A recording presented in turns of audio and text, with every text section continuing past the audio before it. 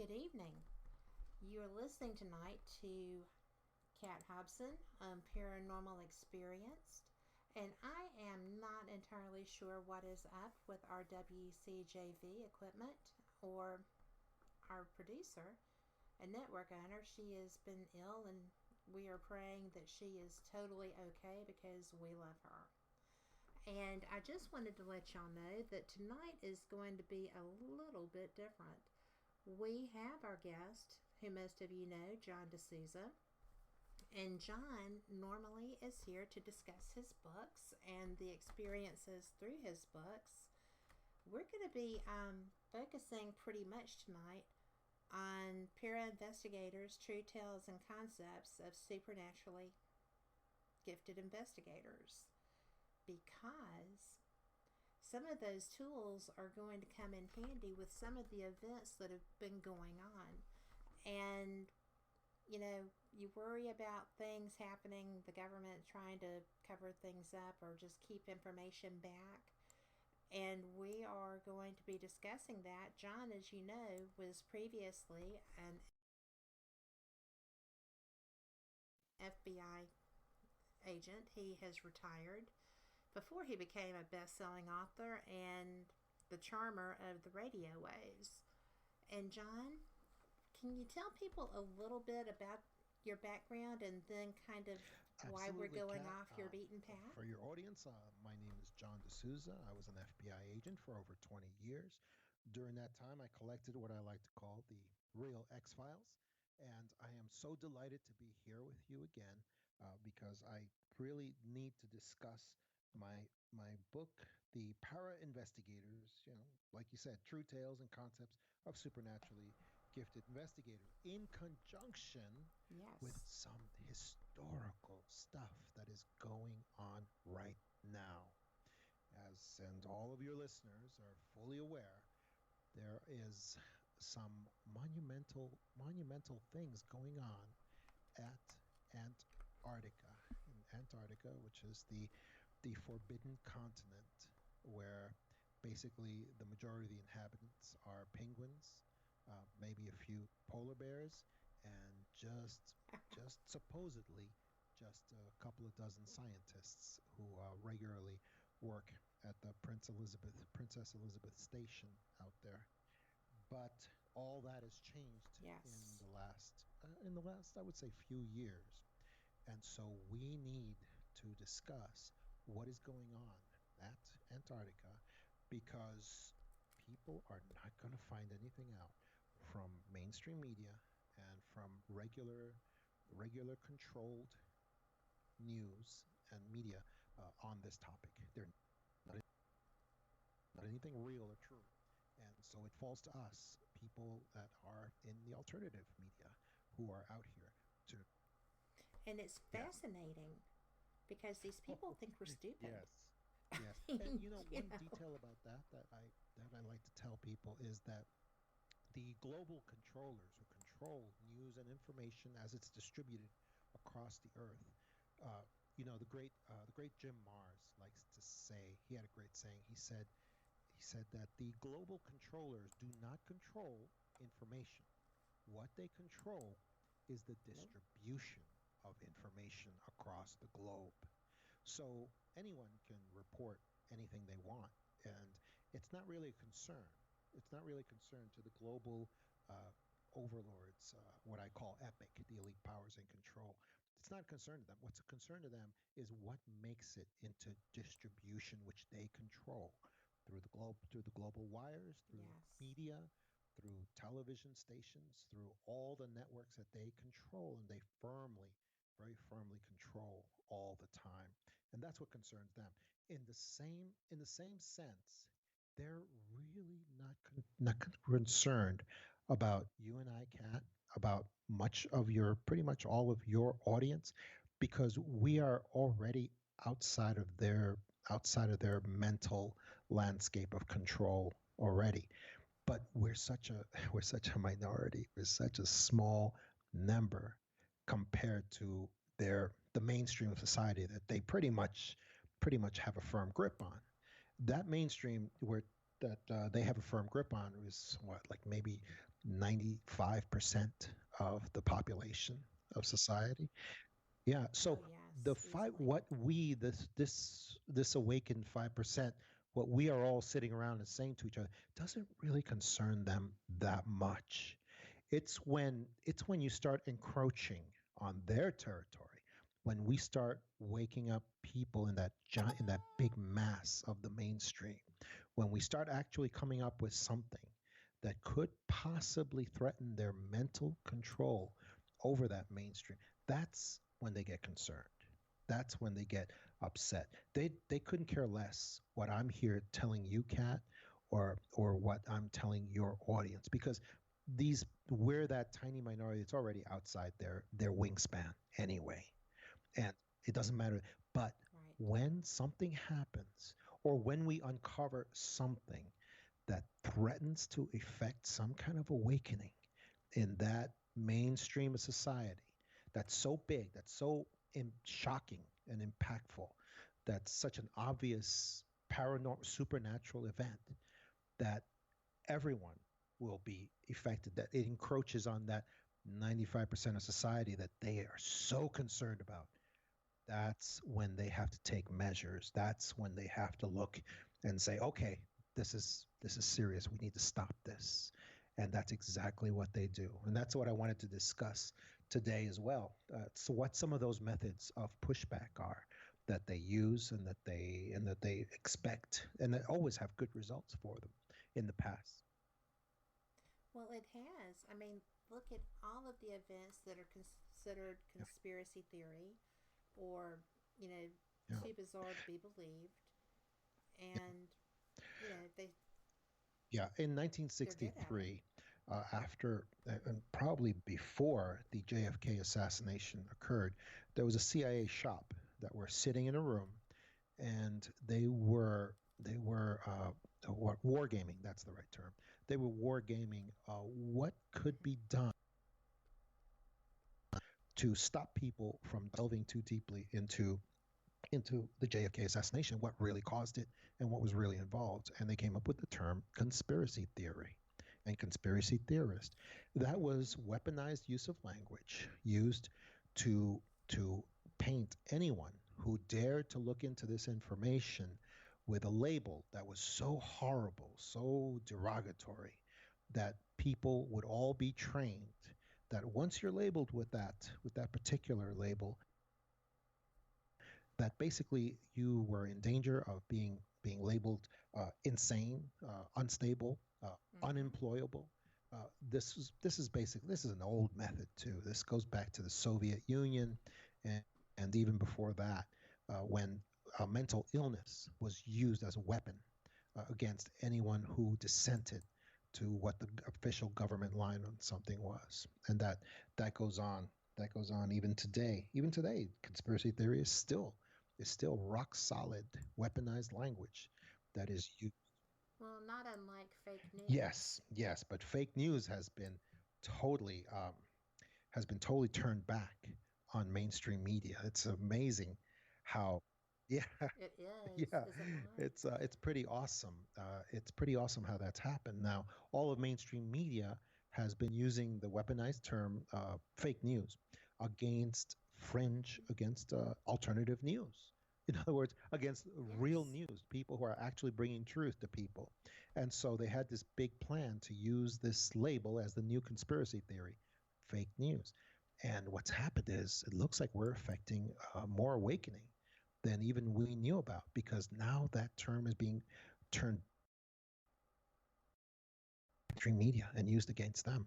And people are understanding that it's mainstream news that is fake news. And it is so true, because they are corporate, they are controlled, and everything they put out comes directly from the global power structure that is so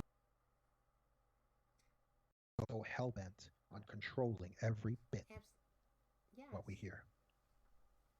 And it's an absolute fiasco because they were so surprised because they were slamming anyone who had any question about Yes. their candidate of choice. And even to the point of disinformation being put out after it was shown that that party had gone after the other contender. And then the current president actually slung fake news out at one of their own in a press conference. And, kind of put it right out there that Yes. you don't get to do this. It's not Absolutely. your God given right Yes. to be here. And now it seems to be growing exponentially that everyone is being. It does have a lot to do with the awakening, but I think that there has been more of an awakening thanks in large part to the Antifa and all of the people that are out there protesting daily, because quite frankly it gets Yeah, exhausting it to does. watch It that. does. And it's causing people, it's like people who are just normal everyday walking down the street people who would have been sheep had these things just been allowed to go on, have been awakened simply by the vehemence of Exactly. the You can response. tell you can tell who the fake news is by the hysteria of how they go after Mm-hmm. anyone who tries to stand up for their nation. And I'm not just talking about the United States. I'm talking about any nation, all the nations throughout the Western world. Anyone who tries to stand Yes. up for their own nation, whether it's France or Germany or any of the countries, uh, in a nationalistic way and putting their own people first, is immediately attacked by these forces that are just hysterical, and Yes. they're overcome with hysteria and desperation, and that tells you who the fake news is right there. They identify themselves immediately.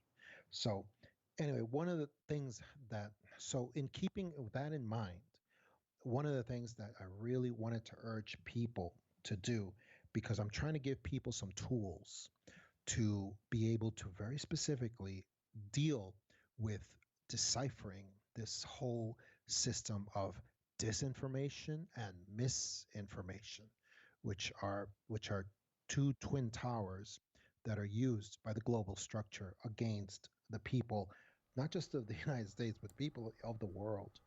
And yes, and one of the Of things the I world. really need people to do is to go to Amazon and check out the first 60 pages of my book, The Para Investigators, in the sample area, free sample. Just check it out and read the first 60, 70 pages of The Para Investigators, True Tales and Concepts of Supernaturally Gifted Investigators. Because in that first about 50, Yes. 60 pages, it's a primer on what investigation really is, and why it's so important to be a para investigator, not just an investigator, but to actually become an investigator that has the ability to go outside the material world for solutions to mysteries, crimes, whatever. Uh, Para investigation is just a systematic inquiry, uh, or investigation that utilizes rational scientific methods initially, but then goes to paranormal mechanisms and abilities to resolve crimes and mysteries. It just means an investigator that's not limited to the material world, that can consider things in the metaphysical as well. And that's so important when you're living in an empire of deceit, like George Orwell said.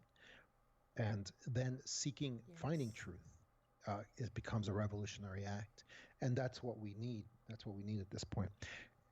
The main reason is because we have now crossed the Rubicon. I mean, our society, our global society, has basically crossed over from a system of over secrecy, which in the in decades past, what has happened is the governments, the nations, have depended upon this system of secrecy to keep things from the people, to keep things secret.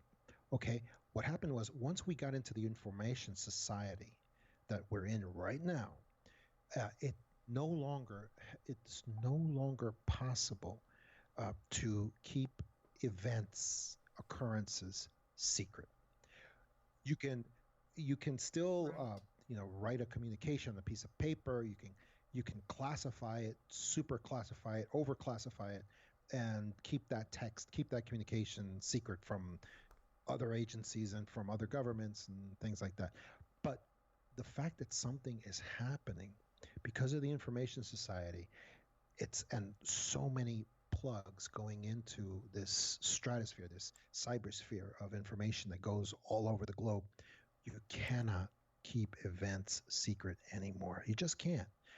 It's not possible. Now, the global power structure knew that that was coming with the internet, knew that that was happening. So what they did was they went from a system of over secrecy, which no longer can keep government secrets really, to a system that I call data flooding. And this is something I discuss. Yes. Great Yes, and it's description. actually Great it's name. already a technical term that is used by computer network people for when you create so much data towards a receptor that that receptor can no longer handle that data, and they must just store it because it Hmm. can't be analyzed, it can't be really looked at in any meaningful way, and it just has to be stored.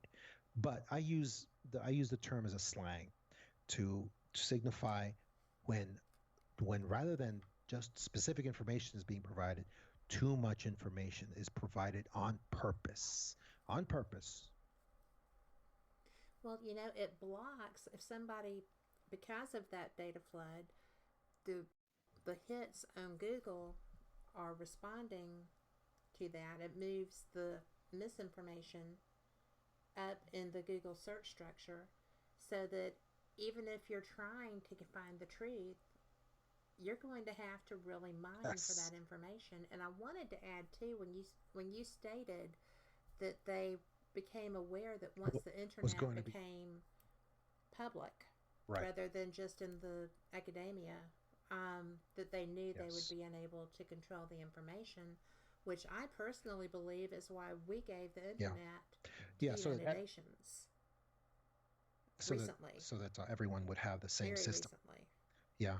Yeah. It's the Hmm. and that's right. Controllable. Right. Exactly. And they also want everyone to be using the same methods as well. And so when you have Hmm. something like so that when you have something and this is and we've seen data flooding in effect so many times in so many different ways.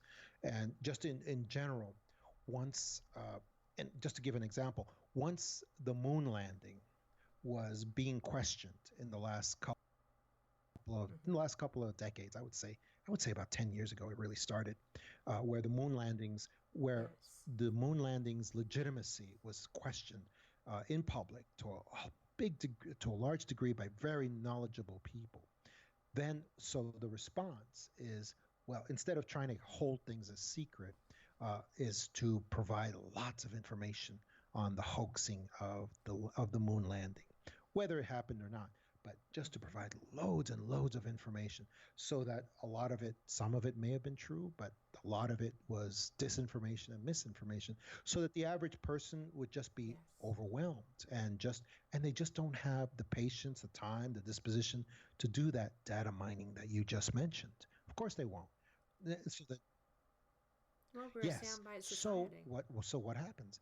Then the other cog in this machine, mainstream media, is there saying, "Hey, you don't have to search through all that information. You don't have to listen to alternative news. You don't have to data mine. We'll give you the answers in these little what you call sound bites. We'll give you the little sound bites, and that'll resolve it for you." And that is that controlled media. That's a big part of their part that they play in data flooding. So data flooding is the part that overwhelms the person, and then mainstream media is there to pick up the pieces and just tell them the parts that they want them to know. And we've seen this over and over again.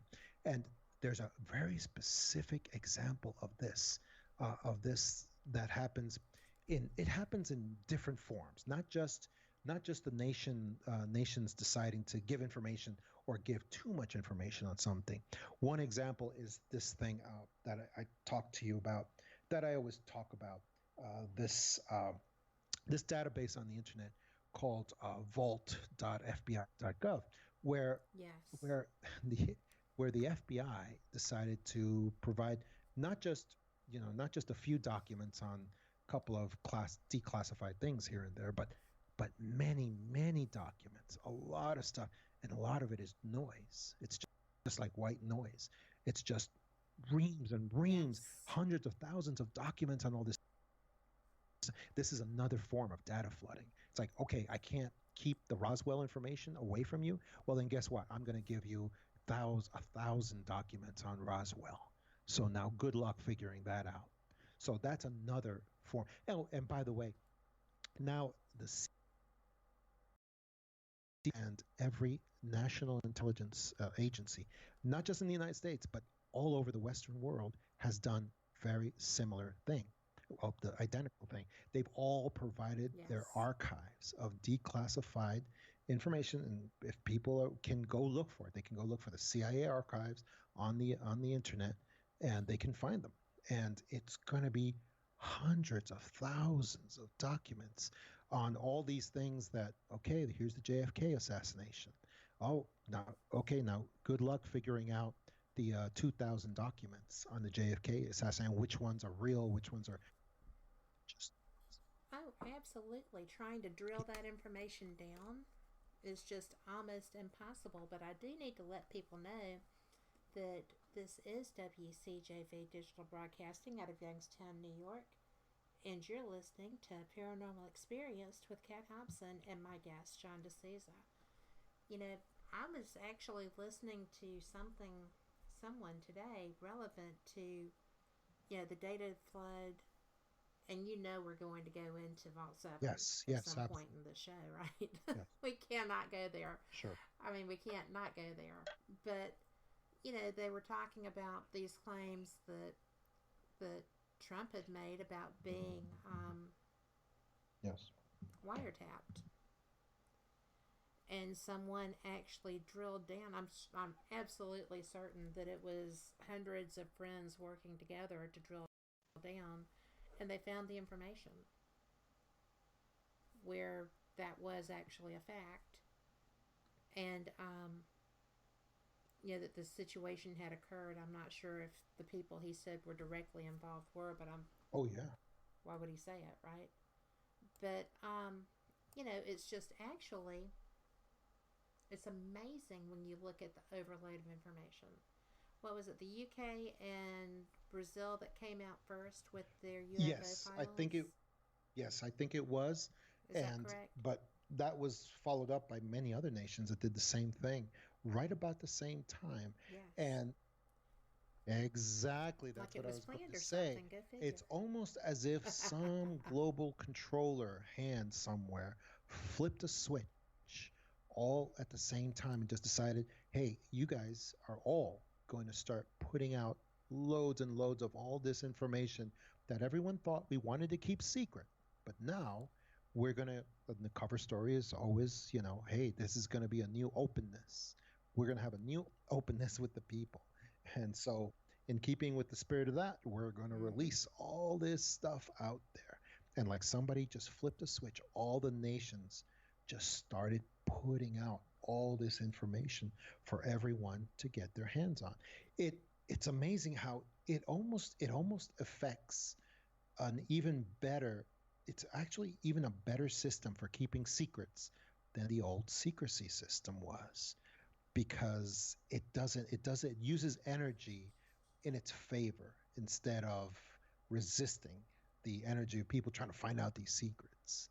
Instead, yeah, instead it just says, okay, you want to It know this does. stuff? It's like opening up a vault and just a flood of seawater just comes and bowls people over. That's kind of what it's like. Um, so so I wanted to give you like a very specific, before we get into Antarctica and stuff, I wanted to give people very specific examples of what I'm talking about when I'm talking about this data flooding, because there are many forms of it, unfortunately, not just one form. There are several forms of it, and one is there was one great example of it was there was back in I'm trying to think there was a UFO over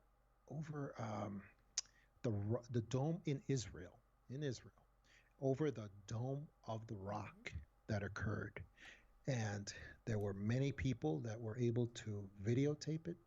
There were many people who were able to get uh, get a videotape of it and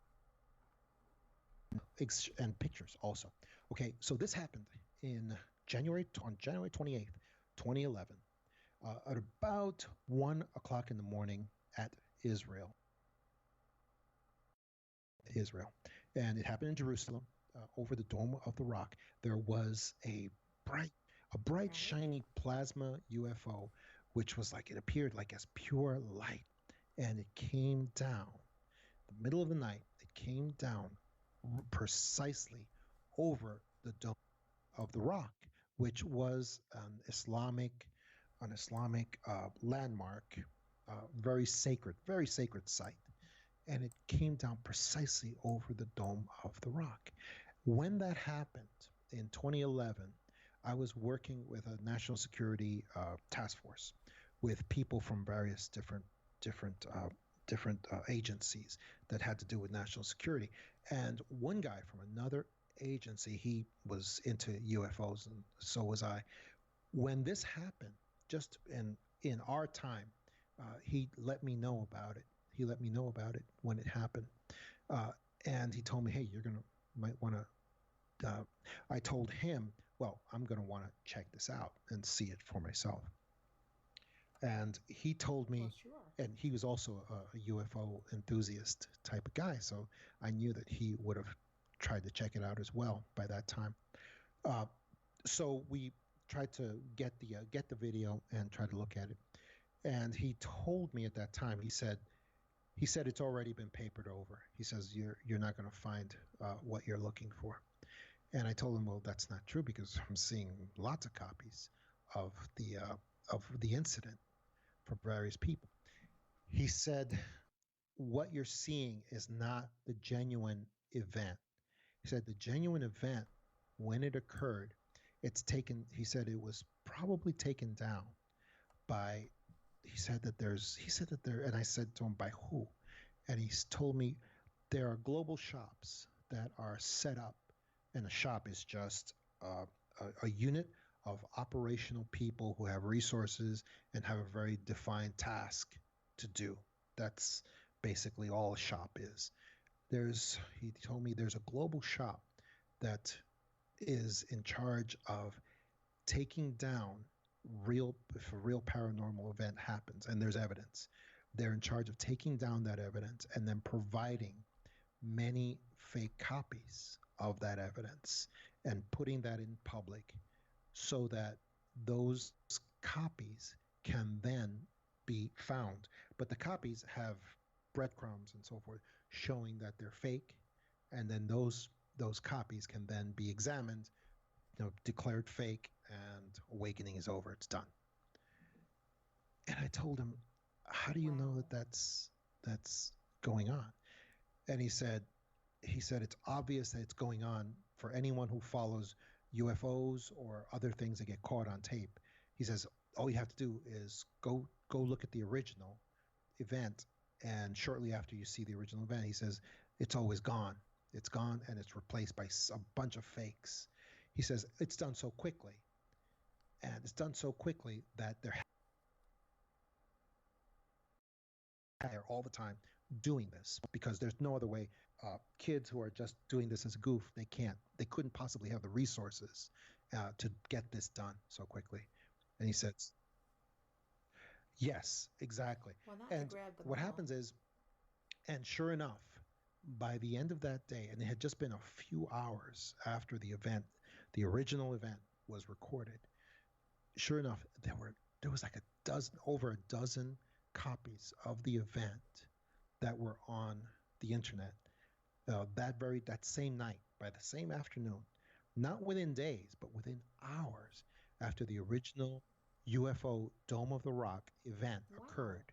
And to this day, I still don't know if I've seen the original genuine Dome of the Rock incident, because even today there's 7, 8, 9 copies of from different points of view, different versions. There's probably more than that. It's probably like a dozen still up there. Yeah, yeah. Well, I have a question about that.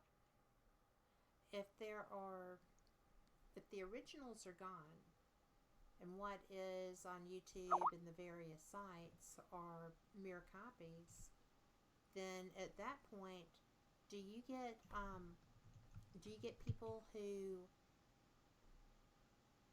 get visits from people who take their original Well, work? nobody knows. That's the thing. We don't know to this day if we have seen the original one. The only way that we know that this has occurred is because we see the trail. The trail is all these copies that end up on YouTube that we see, and also also we see these all these telltale CGI clues that are in these videos after the fact. It's almost as if those clues, those CGI clues, have been left there on purpose, and and indeed they have, because if you talk, even if you, when Absolutely. I go to UFO conferences, even 90% of the people at these conferences, if I ask them about the Dome of the Rock UFO incident, they all know about it, and then they all immediately say, "Oh yeah, but that was debunked. I remember it was clearly CGI formulation, and it was easy to tell because of the blah blah blah whatever." Well, what they what they don't know is that that was a genuine paranormal supernatural event that occurred, and it's just such an easy thing for the global shops to create these after the fact copies exactly for that purpose, so that people will look at they will think they're looking at the original, and they will go examine these fake copies Yeah. of the same event, um, and they will declare, okay, debunked. It's debunked, and I saw the Dome of the Rock UFO, and it wasn't real. It's debunked. We can all, just put this to rest, and it works. It works, and it's amazing how well it works. In my book, in the Para Investigators, I do an examination of what would happen, and I do this. I tell people, here's what's going to happen to you the day you go into your backyard, and a real UFO lands in your backyard. Aliens come out. Real alien visitors come out in broad daylight, and they talk to you, and they're not perturbed at all that you have a video camera out, or your phone, and you're recording everything, and they talk to you and blah blah blah. And I tell people step by step, here's what's going to happen. Then you're going to go back into your house. You're going to upload this to YouTube. You're going to say, my genuine conversation, and you can title it My Genuine Conversation with Alien Visitors. And you can say, in Parsippany, New Jersey. Parsippany, New Jersey, where you live. And within a short time, you may have a million hits, a million views on that, and people will be calling you to interview you. But within a few hours after that, there will be several copies of you and the alien visitors that are you're talking to in your backyard, this genuine event that happened to you.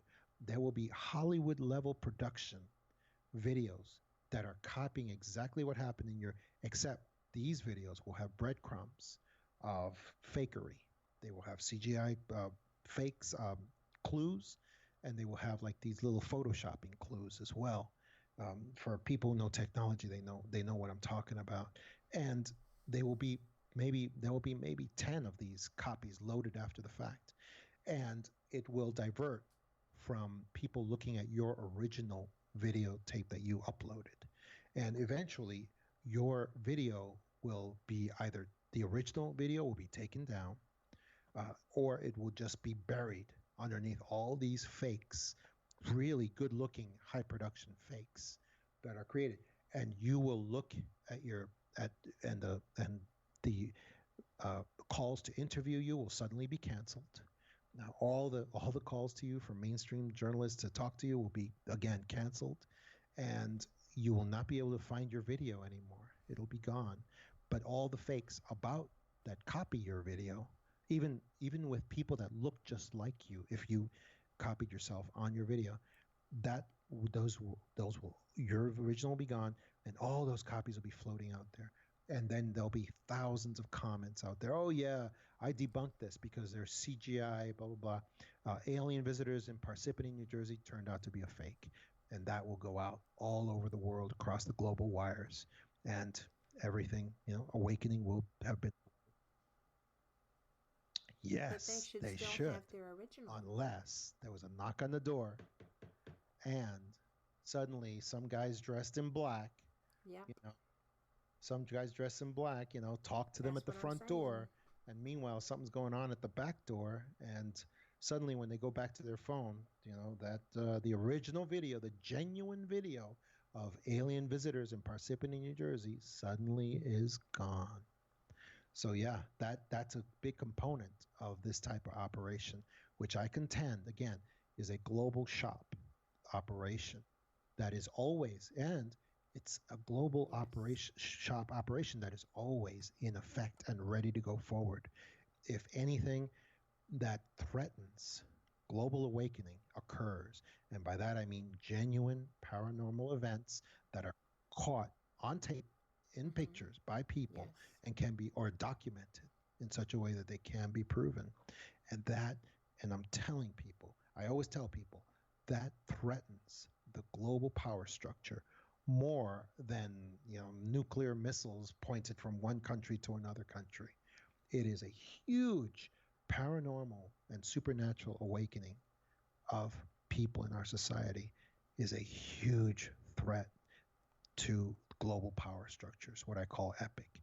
And that is exactly why they have these global shops in effect, because this is another form it's a very insidious form of data flooding, to just, instead of, don't try to keep stuff secret. You see, now, Yes. if they just if they just tried to just take, like the old days, if they tried to just take this down, this video, and suppress it, and try to keep everything secret, it just doesn't work as well as this new system. This new system is amazingly, it's very effective because it uses people's It's energy very in effective. its favor. All the energy out there of people who want to debunk, who want to show that stuff is not real, that you're being fooled again.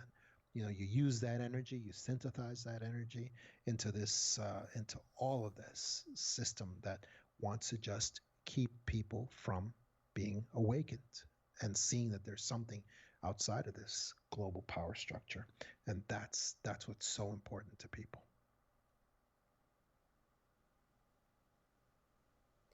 Well, it's just astounding because, Yes. I'm a paranormal investigator.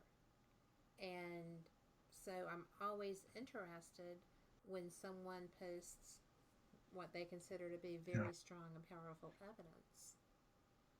And the quickness and the ferocity of the attacks on people who post things that actually do look fairly legitimate and like there's a strong possibility that make me want to go and do my own investigation and follow up on their evidence.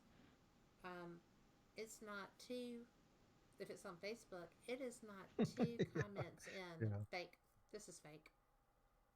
No Right. documentation, no, this is fake because, no anything. And I mean, I'm sorry, I don't fall for the ghost apps that put, little Johnny screaming Right. behind the Right. grandpa's head or vice versa, right? I mean, those are out there. And that's why you really do have to assume that someone might be trying to pull your leg, Right. but you don't assume that Right. everyone And the is data trying to flooding pull your system leg.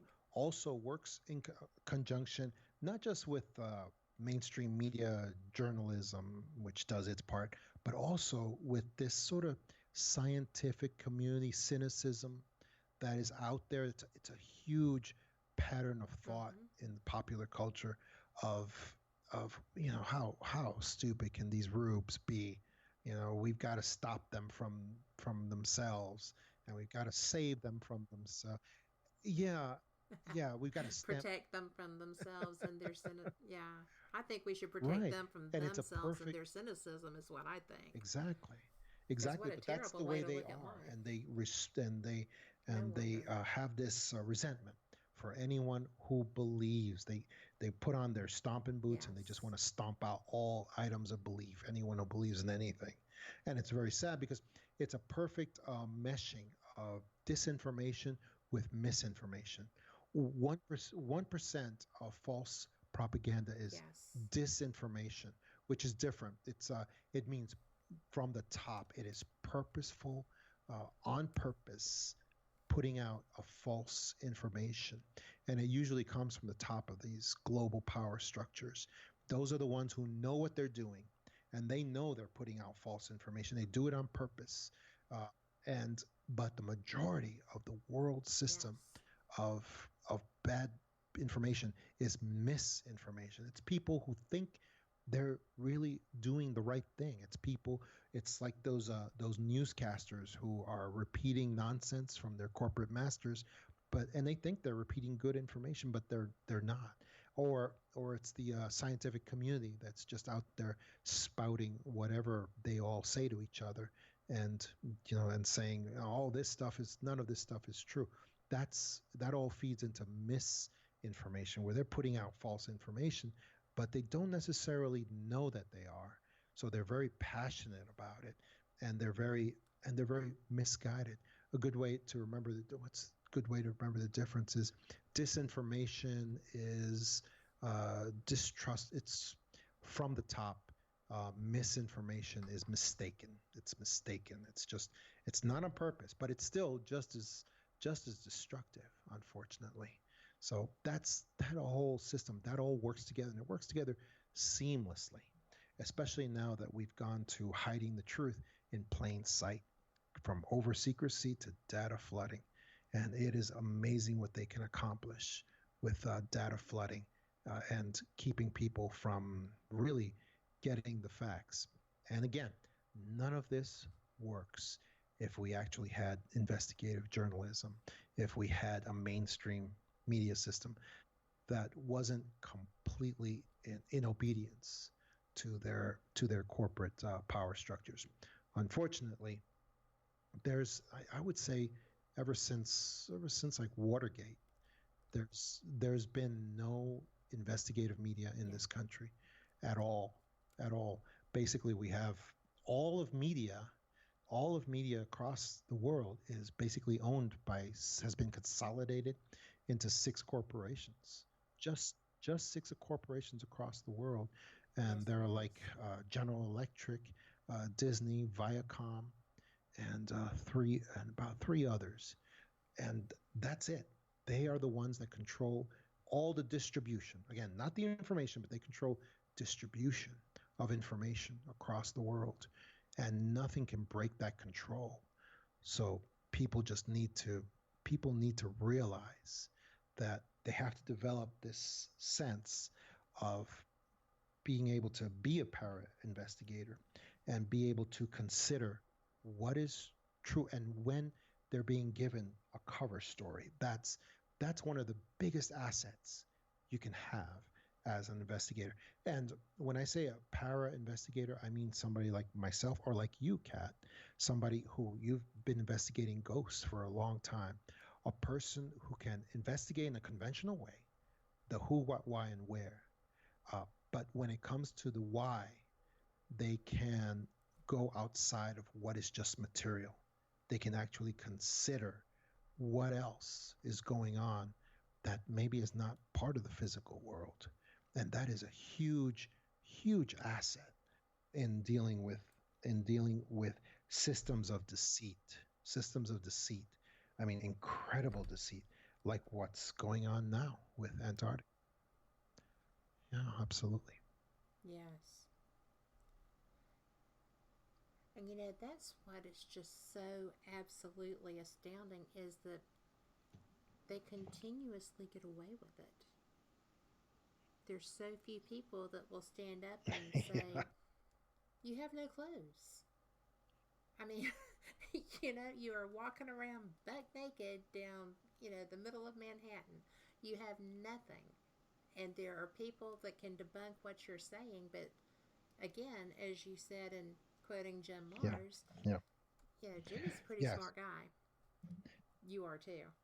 But, the control that information, control the flow of the information, get the masses believing in you. And, they pit each other, they pit their public against each other, as in CNN viewers are kind of middle of the road but still pretty out there, blah, blah, blah.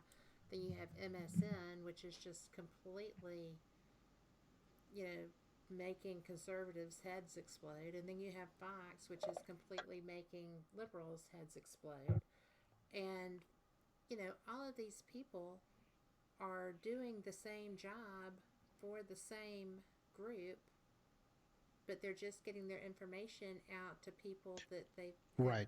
made And one of the believe things that they that's interesting identify is with that them, right? if, unless you've been like traveling to many, many countries, or just like a hardcore researcher, you wouldn't know this, but Mm-hmm. like every Western country has the same system in effect. It's this fake political Mm-hmm. right versus left.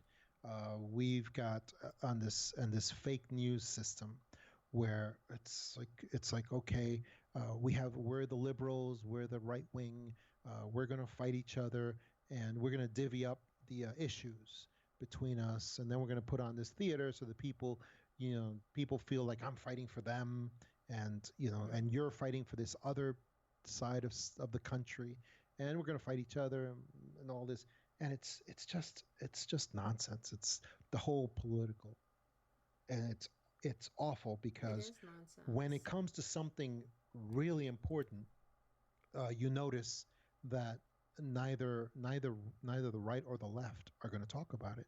I haven't seen anything about Antarctica and what's happening in Antarctica on left wing news on CNN or on Fox Not a either. bit. You see, so those are the things Nope. that tell you that both sides are controlled by the same corporate masters.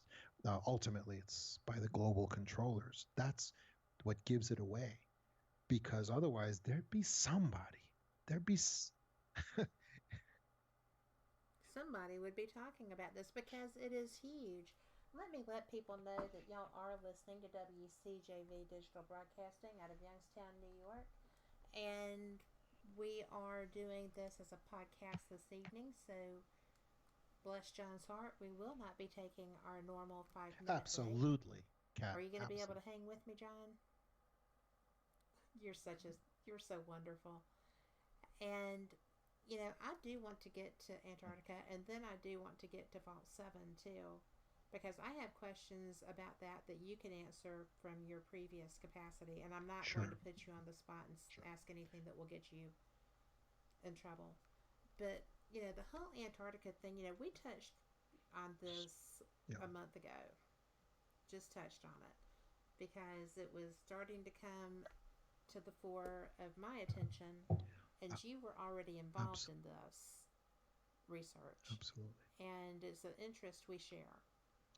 So, you know, the change in 3 months of the information that is being like siphoned out that people are having to drag out of Antarctica because nobody's forthcoming is changed. Well, it's changed Absolutely. It dramatically. has. And it's just amazing if people will just resist, if they will just resist the urge to look at mainstream news and just mainstream information. It's it's amazing if you can just force yourself to look at alternative sources, things that are not things that are not controlled by these six corporations around the world. Yes. Well, heck, Google Earth Yes. until they change their coordinates, Yes, until they they do, but there mask their you can still coordinates. see a They lot. do I mean, that. there's But a lot that can be gleaned like indirectly. yes. You know, I don't. One of the exercises that they do for law enforcement officers and even in law school is that they do this fact pattern where you walk into a room and you look at and you see a guy in a room standing over a bloody body, and the bloody body appears to be dead. And there's a guy standing over the bloody body, and he's got a knife in his hand, and the knife is still dripping blood. And he looks at you, and you look at him, and then they say, "What's the most important things in this room that you've noticed?" And then they freeze it, uh, and then you say whatever it is, and then they restart the hypothetical, and they say, okay, now the guy looks at you and he talks to you and he says, "Hey, I just walked into this room and this guy had this knife in his chest and I tried to save him. So I pulled the knife out and I started giving him some heart compressions to try to revive him and also to stop the blood flow. And that's why you see my hands are full of blood. And I just pulled the knife out, and that's why I was holding it by the handle, so it may have looked kind of suspicious." So then they stop it and they say, "Okay, so now what do you think is the most important things in this room that you're seeing?" And they go on like that. So my point is, you don't need to see directly something happening to try to decipher what has happened. So when you can go to Google Earth and you can see uh, these giant carriers that are coming into New Zealand and into Antarctica, and they're just these giant ships that are as big as carrier ships for the military, and they're just huge, and there's so many of them going into Antarctica and coming out, and it's too many ships to be for the Princess Elizabeth station. It's not. Those ships are not for scientific research. Those ships, they're building some stuff. They're building something huge. You can go on Right. to the internet. If anybody needs a job, I'll tell them right now what they can do if they can stand cold weather. Uh, Lockheed Martin is hiring Absolutely. hundreds, if not thousands, of workers to go to Antarctica during the winter season to do something. I don't know what. They're hiring high tech workers and low tech workers as well. But do you know what? They're not allowed Skype. They're not allowed Facebook or Right. FaceTime because of But there's bandwidth usage. yes. They And can email they periodically. can still have their phones though on So their they're very personal time. controlled. And because of that, there Yes. is information getting out from Antarctica. And I have been looking at some of that information. Now, let me tell people this. Again, this goes with the theme that I've been talking about of, that we're in the information society. Now, you cannot keep events secret anymore. You just can't. There's too many ways in to the information grid, too many ways in and out, and the cybersphere is everywhere. You just can't. You can't keep this stuff secret. And a lot of those workers are going on message boards, blogs. They're they're uh, they're talking to their families in some kind of public venue, if not Facebook, but things similar to that. So there are messages getting out from those workers, and if you're all you need is a little bit of facility, and you can crawl the web, open source, nothing secret, nothing confident, but you can crawl open source. You can have Right. bots source open source, and you can collect information that has certain trigger words in it, just the way the security state does against us, to find out certain things. You can actually do this yourself with off the shelf technology, and it's very easy. It's very simple to do. The same way anyone right now can put out a Google alert, if people will know what that is, and for a certain phrase on the net. Well, Right. you can use that same technology can be used to a larger extent to crawl for conversations that involve Antarctica or anything relating to Antarctica. And you can get stuff off blogs, you can get stuff off even private message boards that are exposed publicly. And so what's been coming out, if you collect this kind of stuff, it is raw data, and even some would even say it rises to the level of whatever hearsay or rumor, but that kind of stuff is important too, especially if you can especially if you can collect a lot of it, and there's Yes, certain it things is. that just match across many such reports. And if you can match certain things up, and here's what I've been seeing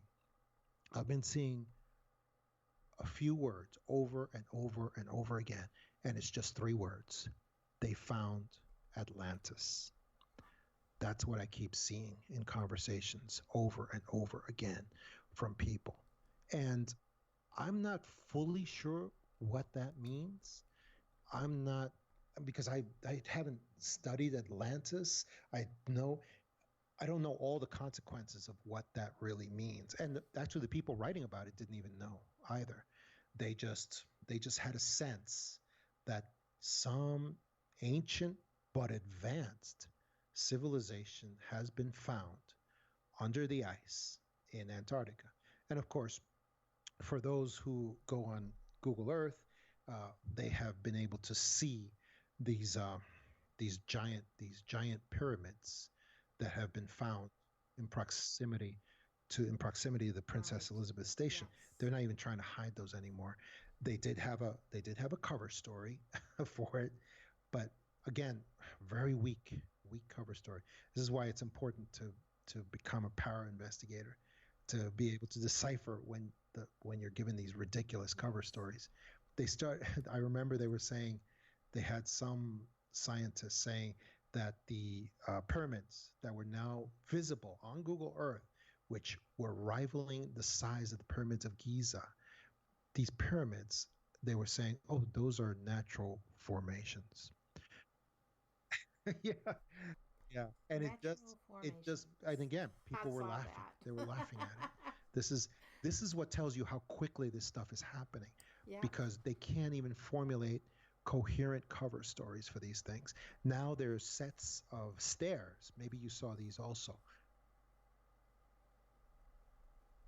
I I'm have sorry, seen using those, them? and What? you tell me who was using those. Because it was the people that they were made for. Those are Yeah, not they're stairs saying that these you and I stairs are going to were go the up and size down. and scale larger than the Capitol steps in Washington D.C. in the Capitol building, which was designed to handle thousands of people at Yes. the same time. And they're saying these stairs were larger than that, and not only larger than that, but they led to openings into the earth that were like the size of the Statue of Liberty. Yes. I mean, imagine the scale of that. An opening doorway that's the size of the Statue of Liberty. That's extraordinary. That's an extraordinary size. Now, here's some other things that I've gotten from these conversations. Apparently, there are there are five. It's about it's about five nations that are present on the ground in Antarctica right now. Uh, there, we're talking about the United States, Right. Russia, China, the United Kingdom, uh, possibly, possibly, oh, and the Vatican, of all things, the Vatican, the Pope's independent nation, I guess is what it is. They also have a presence over there on the ground. Now, here's something before I forget. Here's a fly that went into the over the last few years, because this has been going on for a while. Whatever they've started discovering under the ice has Right. been discovered as of years back. This didn't just happen this year, but something different has happened this year, because you have more representatives of nations that are just showing up over there in Antarctica without explanation, without very much explanation. And again, the stuff is happening so fast that the uh, the cover stories are amazing. And not only that, the visits of political leaders to New Zealand in the last few years has increased by Yes. like 3,000% of now New Zealand. I don't want to insult anyone from New Zealand, but it's a country that only has a few million people in it. It doesn't really it doesn't really have uh, diamonds or oil or something that would make dignitaries from all over the world go visit to New Zealand all of a sudden. The most important thing that New Zealand has is that it is the doorway to Antarctica at a place called Christchurch, at a Yes. base that is actually called the New Zealand Deep Freeze Base. And that is the doorway into Antarctica. And even Obama has visited New Zealand during an extended period when he was there and then suddenly disappeared. Nobody knew where he was for for like almost a week. Yeah, I remember And that. so there are people who are visiting Antarctica, but they're unwilling to openly admit that they are. And they are, and sometimes they just go to New Zealand and pretend that they're there for several weeks. And that I believe that they are hopping over into into Antarctica. Now, this is happening with such speed that these cover stories appear to be just getting weaker and weaker.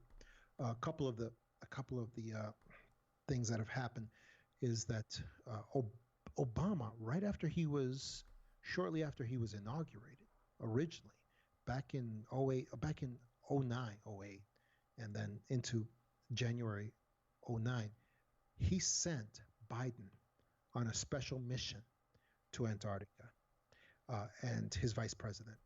And he all they said was it was a Right. special mission, and he didn't even give a cover story for it. Nothing was told. Now, right around short, well after that, what was it? Prince Harry, but he wasn't just there. Prince Harry was there. First, Yeah. he had an extended meeting with the Queen at Buckingham Palace, and he spoke to her for a long time. And they had an event just for that. And then immediately after he finished speaking with her, almost like he's representing her, he goes to Antarctica. And now, now listen to this story. Why he went there?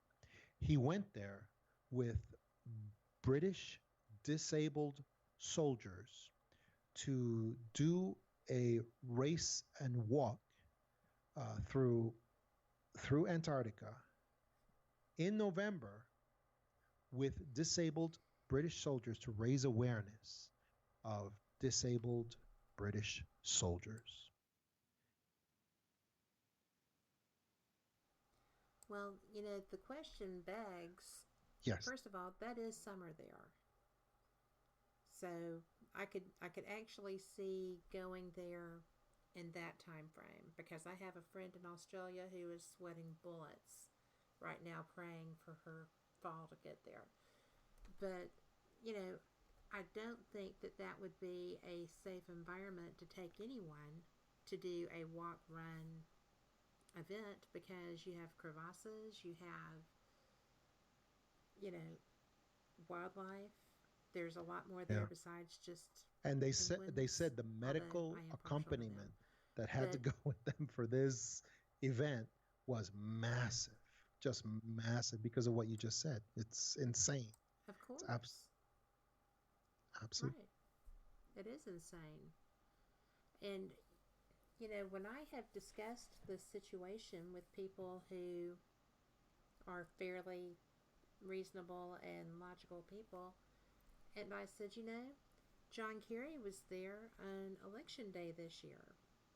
And he was there standing on the bow of a ship in his photograph with his basically almost in shirt Wow. sleeves. I mean, he had a collared shirt with a polo sweater on. And he's just hanging out. And, you know, he Yeah. was there at Well, the behest of this government. during Obviously, that's his job. Prince And Harry's event, the temperatures. I don't think that the wounded soldiers.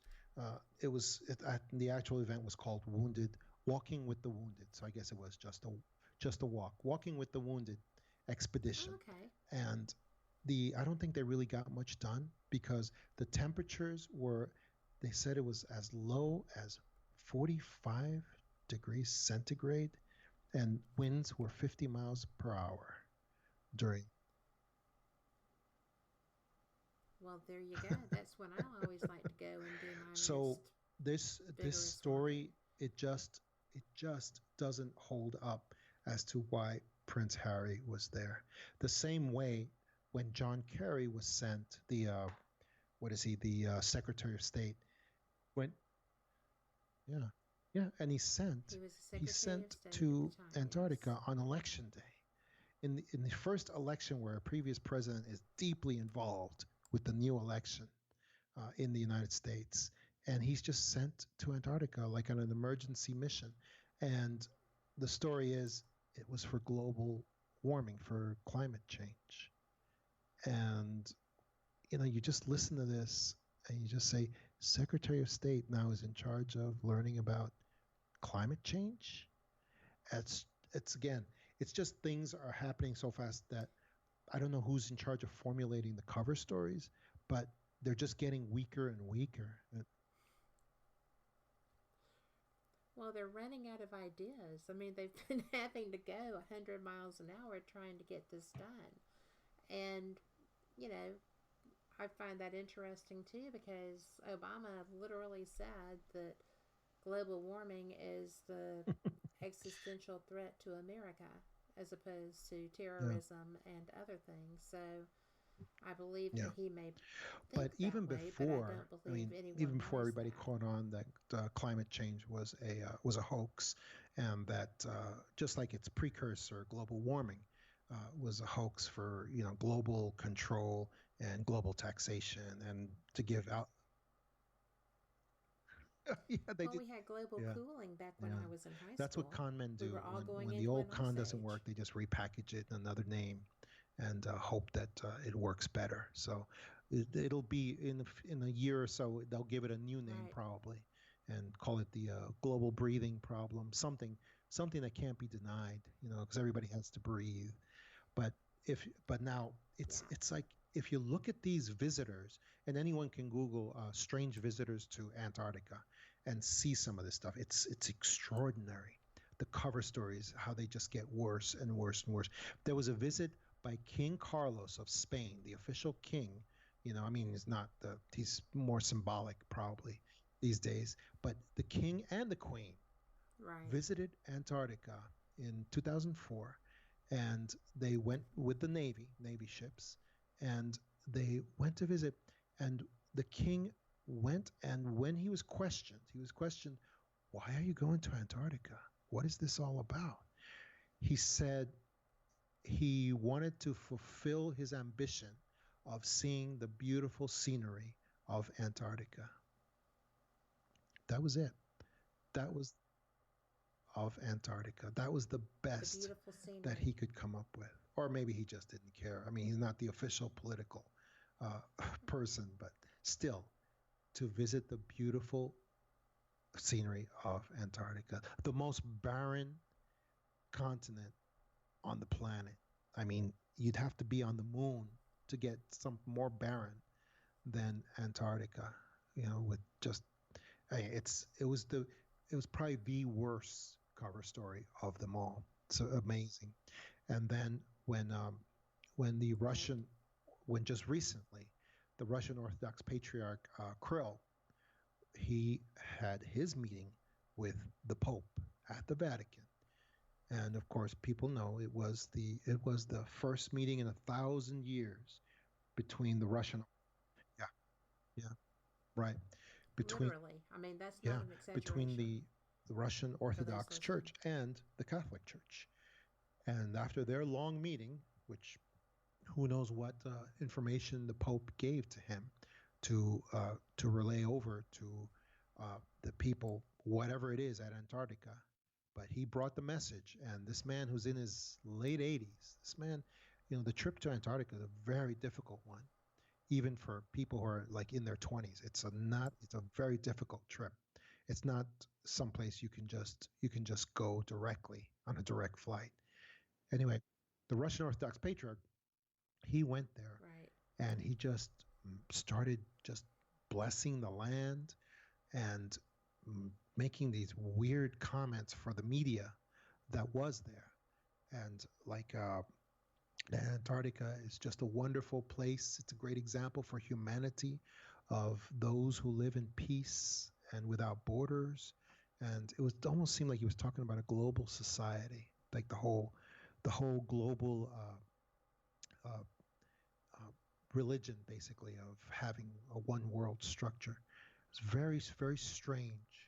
But of course, we didn't get to see the real meeting that he had, maybe with those below the ice. So that didn't really come through. And then the weirdest event of all, which I contend is a perfect example of data flooding, which is when Buzz Aldrin, what a great, that would be a great representative of humanity. Yeah, if you're confronting a new alien species, No doubt. who would you want better than some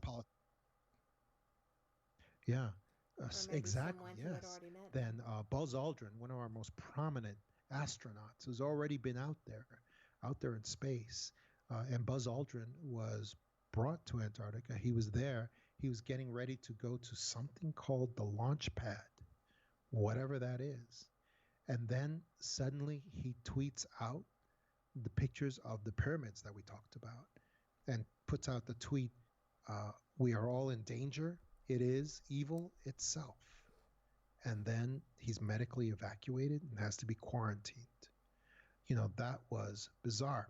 Now, of course, since then, that tweet No doubt. was examined and looked at and taken apart, and people were like, "Oh yeah, that tweet was debunked.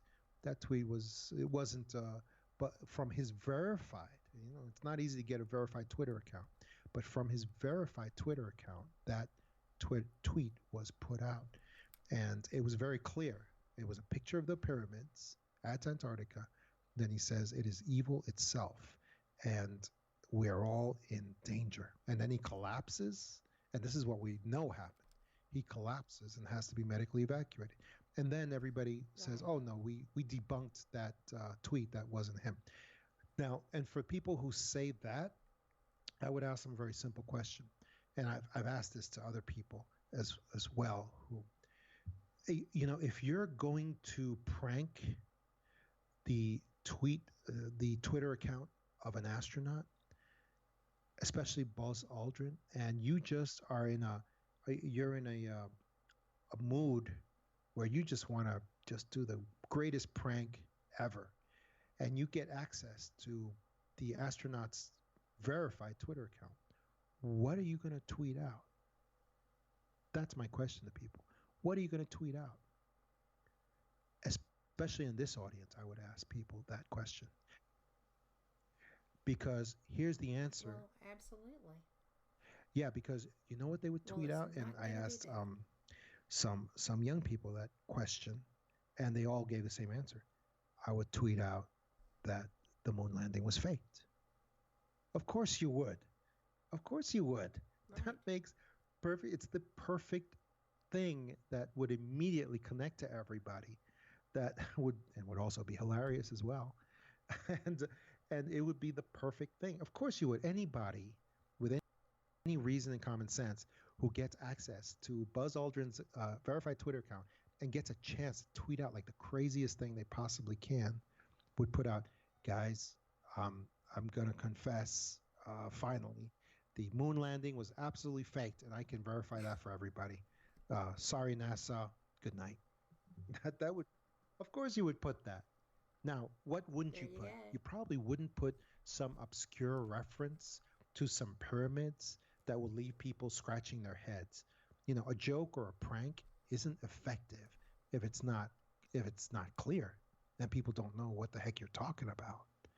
So, yeah, that's I really look at that incident, and it really makes it look to me like one of those shops got in there and maybe took down the original tweet and then generated this fake looking tweet that had these little telltale signs that it had been photoshopped. Because to me, that looked like the exact thumbprint of these global shops that I have seen fake paranormal evidence before. And that's how that tweet looked to me also, because I did look at it, and then mainstream news comes in and puts in their part. They put up the tweet, and they say, "Oh, this was photoshopped. Here's how Right. we can tell. It doesn't have the correct header Twitter headings here. It doesn't have this and this." Well, yeah, it's pretty easy to replace the original tweet with fake tweets, and to that looks very similar to the original tweet, so that people will always think they're looking at the original, but they're really not. And I believe that's what happened Yes, it with the is. Buzz Aldrin tweet as well. That's just the way that I see it, because I've seen this so many times before, and I know these global shops are just sitting around. They have unlimited resources, and they are in the business. That is their only business, to make sure nothing truly awakening event gets through to the mainstream herd. That is their only job, and that's yeah, Well, I yeah, have a question about the Buzz Aldrin thing. You know, right. he tweets this out and then he's medevaced. So, how How long long did did they they have him hide up him? there? You mean? How long did I they don't know. hide It him says he once he was was medevaced? quarantined. To me, quarantined is Right. and again, this is because I've been just from being in the national security structure. To me, Yeah. quarantined is a code word for we put him in a room, we read him the riot act, and we told him that he was going to go to prison for life for treason if if he ever corroborates this stuff or talks about it ever again. Which, Right. interestingly, fittingly enough, is almost exactly what happened to the very first high ranking official who dealt with Antarctica so many years ago, Admiral Byrd, There you who go. led I the hoped you would flotilla, bring the this up. military flotilla, back in, what was it, like 1938 maybe? Uh, yeah, and who led the flotilla, Right in and there. apparently our flotilla. And again, uh, this stuff is out there. Operation Paperclip, and he led an armored carrier group. Well, I mean, they didn't have carrier groups at that age, but as close as we could get to an armored carrier group at that time in history.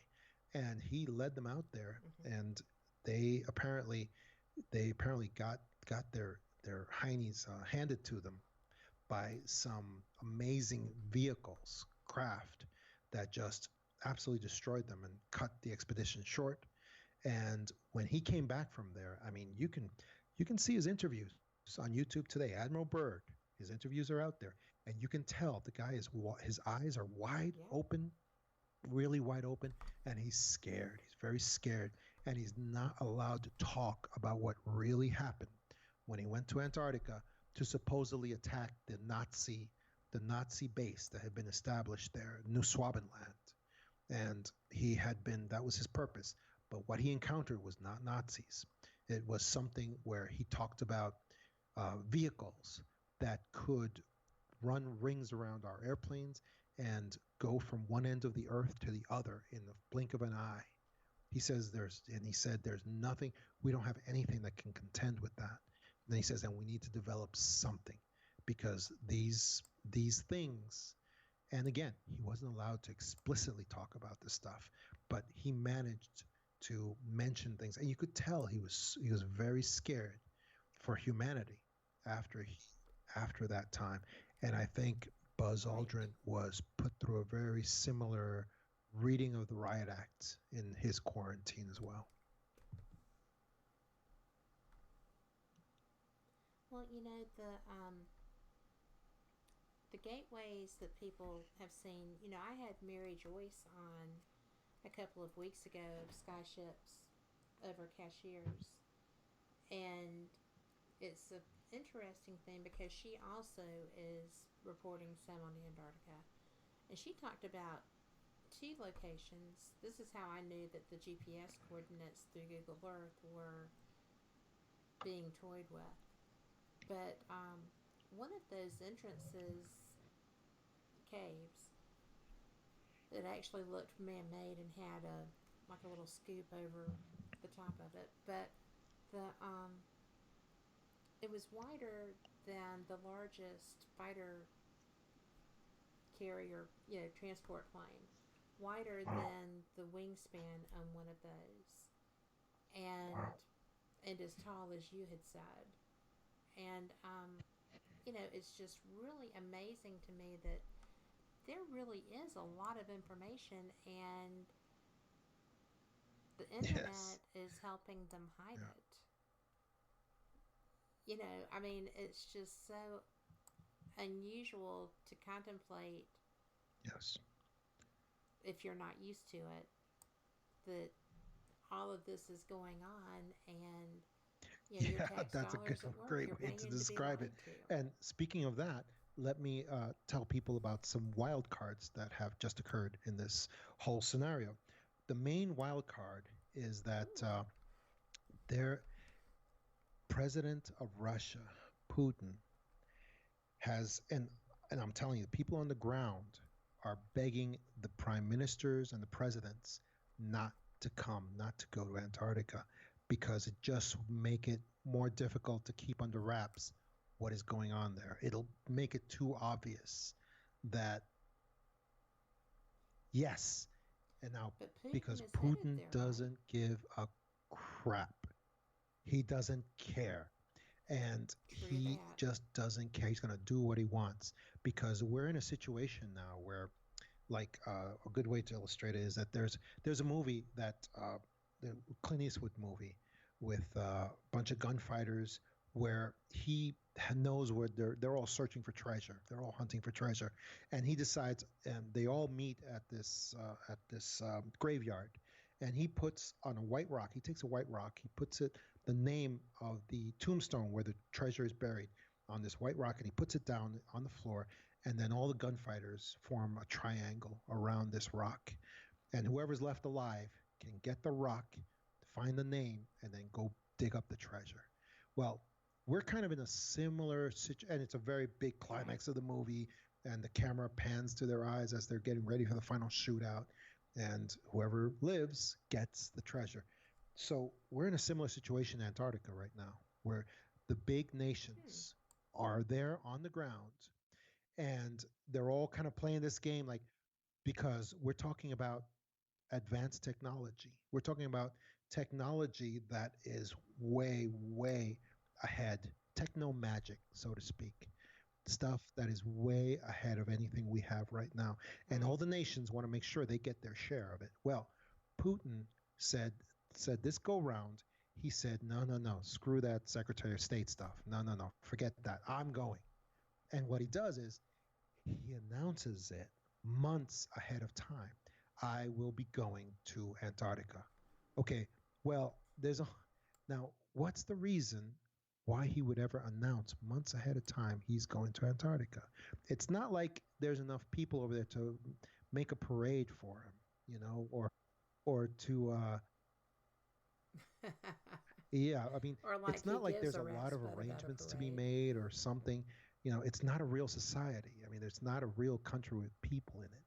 So why would he be announcing? The reason he's announcing that is he's letting the other nations know that he doesn't want to fool around with this, and he's Yes, going he to make is. sure that he gets his share of the technology that is going to be coming out of that site. And if anybody gets in his way, he's going to make sure that they suffer for it. That's what he's doing by making that announcement. So now, what's interesting is there are people out there, for instance, and there are people out there who are saying, "Oh, there's going to be disclosure, alien disclosure from Antarctica," like Corey Good, I think David Wilcock. Um, they're out there saying there's, and I'm here to tell you, there's not going to Yeah. be any disclosure of anything to do with aliens from Antarctica. As a matter of fact, they are beta testing right now an overall cover story for when they actually do reveal. some of the stuff, some limited stuff from the Antarctica site, whether it's Atlantis or whether it is an alien civilization or whether it's Hollow Earth. Uh, they are going to be they're going to have to eventually uh, reveal something. And they're beta testing a cover story right now, which is Secret Nazi Base Under the Ice. Anybody wants to see what I'm talking about? Just Google Secret Nazi Base Under the Ice. And yes, and that is not new. That's been floating around for a while, but what they can do, because it seems to be pretty believable, and also it also connects to the Antarctica history that we all know about with Robert Byrd, Admiral Robert Byrd, and all that. So that would make it much more believable because there's history behind it. And also, again, like the data flooding method, it would be a very easy thing for them to go get all kinds of Nazi memorabilia from all over the earth and just pile it into the Atlantis site, and then for mainstream media just pull it out and say, look, this is what we're finding in there. This is what we're finding, all this Nazi stuff in there because it was a Nazi base. And then when the media says, well, then can we see some of the bodies or something, or some of the flash frozen bodies or something? No, you can't see that. We're only going to right. Right. No, So that's a very strong possibility that I see. But here's what else is going to be happening, because I think we're running out of time, so I have to tell you this. You're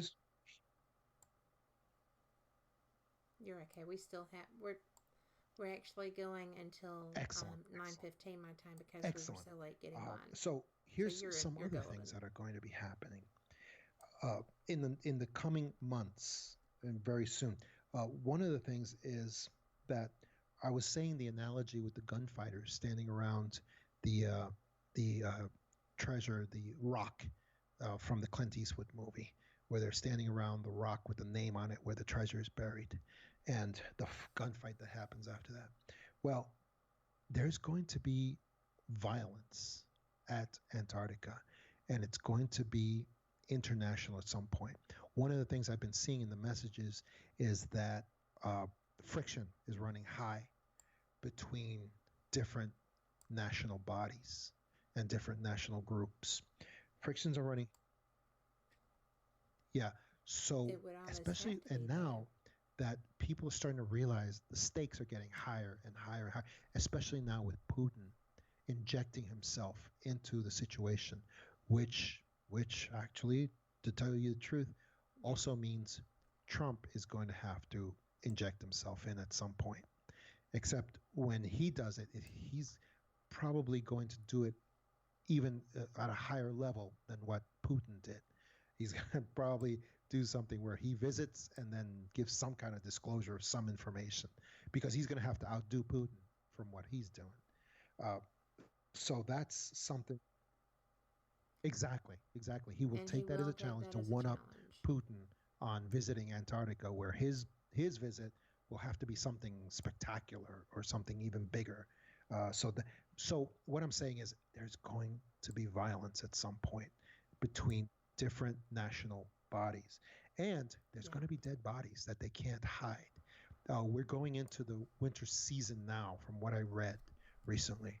We're starting the real winter season, and they're going to keep increasing the levels of personnel up there, because Lockheed Martin, for people who don't know, Lockheed Martin is the global company that has done more top secret weapons projects than probably any other company in the world. And I'm sure they're probably working hand in hand with DARPA as well, and other groups that are very good with technology, because they're probably trying to figure out technology that average human beings just can't figure out. So that's one of the reasons they have Lockheed Martin there, and probably DARPA as well. So between the winter and the frictions that are rising in Antarctica, now having levels of personnel they've never had there before, there's going to be violence and there's going to be dead bodies, even if it's just from winter and the elements of what happens there. At some point, generators fail, electricity cuts off, things happen. And before, you just had a few scientists that were here and there at stake. Now you're going to have massive levels of personnel there that are going to be, their lives are going to be at stake here. So that's one of the things we're going to see in the coming months. Another thing, like I said, we're going to see more wild cards like heads of state, and not just maybe Putin and Trump, but you're talking about maybe the president of China also injecting himself, and maybe the prime minister of France. You're going to have heads of state saying, no more minions, no more underlings. I'm going to go myself. Now this is going to have to be state, and then that's going to push the friction up even much higher for the people on the ground. It's just so interesting to me that these people are being quite as public as they are. And, as I was saying before, the people that I know who are generally reasonable, believe the news sources, just roll with the flow, are like, oh, well, this is just a really great adventure vacation destination. Yeah. Well, it's not. Yeah. I mean, it's really not. There's no housing. Although they have gone from, I think I read, very few research stations to having 129 U.S. only research stations, not counting the ones that are not U.S. related. I don't think so. That's that sounds too right many. To you? That's too many because, maybe that's the maybe personnel that was at a single station, something like along those lines, because 129 would be like a small town. That would be like a small city. Well, but they were spread. It was. Yes, good. I'll have to find that link. I'll message that to you. But it took me aback because I thought, how are these spread out? And then I looked at the map that these people were showing, and they were fairly widespread from each other. And I thought, there cannot be this many. This must be disinformation. And I was just like, but there's no way you can have that many camps because. And then I thought, well, maybe if they have icebreakers going in and they're getting people set up on the interior, it could be. That's a possibility here's the thing. too. Like I said before, you can no longer, in this world, in the information age, you can't keep events secret anymore. You can keep, a communication secret, a single communication. You can keep that secret for a pretty long time, but you can't keep events secret. And we had something that just happened at the Princess Elizabeth Station. That's the largest, most important scientific research station in Antarctica. It has the most people and the most scientists, and it has the most significance for the United States. And something just happened, and people could say, "Oh, why are they reporting that?" And they even reported it in mainstream news. And the reason is because it's an event, and all these people involved have their phones with them, and they have family back home, and they're all talking about not secret stuff that they've signed contracts to keep secret, but about their own lives, about what's going on with them, and they're allowed to talk about that. And so there was just an evacuation. They did an evacuation of all the scientific personnel. Yes. And then they said, and the story was, and again, I want people to practice their para-investigative skills. And the story was, there was a massive ice shelf crack, a fissure that formed across an ice sheet that caused them to evacuate all the scientists from this particular area, and they evacuated all of them. And there's a problem now.